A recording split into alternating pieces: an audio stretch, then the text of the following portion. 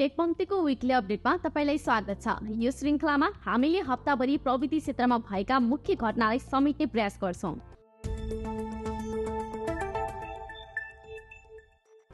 आजको अपडेट सुरु गरौं सत्यबाजी प्लेटफर्म 1x बेटको प्रचार गर्दा कलाकारहरू पक्राउ परेको प्रसंगबाट। नेपाल पुलिसले 8 जना कलाकार तथा युट्युबरलाई सत्यबाजी प्लेटफर्म 1x बेटको प्रचार गरेको पछिल्लोमा पक्राउ गरेको छ। नेपालमा प्रतिबन्धित यस्ता अनलाइन जुवा खेलाउने प्लेटफर्मबाट कलाकार तथा युट्युबरले 40 लाखसम्म कमिसन लिने गरेको पाइएको छ। तर जुवा खेल्ने मानिसले भने करोडौं रुपैयाँ गुमाएका छन्।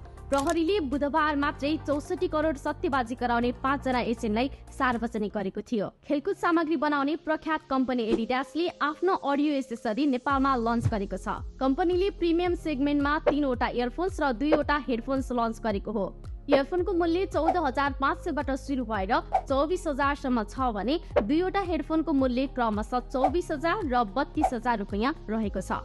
त्यस्तै एप्पलले हालसालै लन्च गरेको म्याक स्टुडियो 2023 नेपालमा प्री अर्डरको लागि उपलब्ध भएको छ।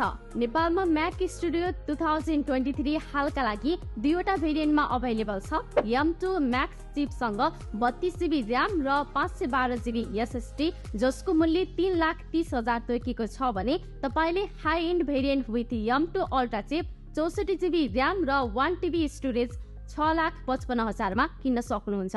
त्यस्तै नथिङले 26 असारमा आफ्नो दोस्रो स्मार्टफोन नथिङ फोन 2 सार्वजनिक गर्ने भएको छ।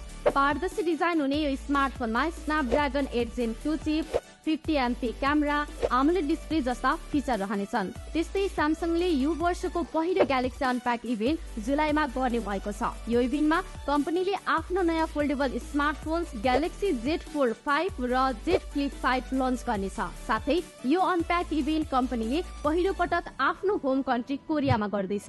यस्तै टेक रिलेटेड विविध इन्फर्मेसनको लागि टेकपंक्तिलाई फलो र सब्स्क्राइब गर्न नछुटाउनुहोला।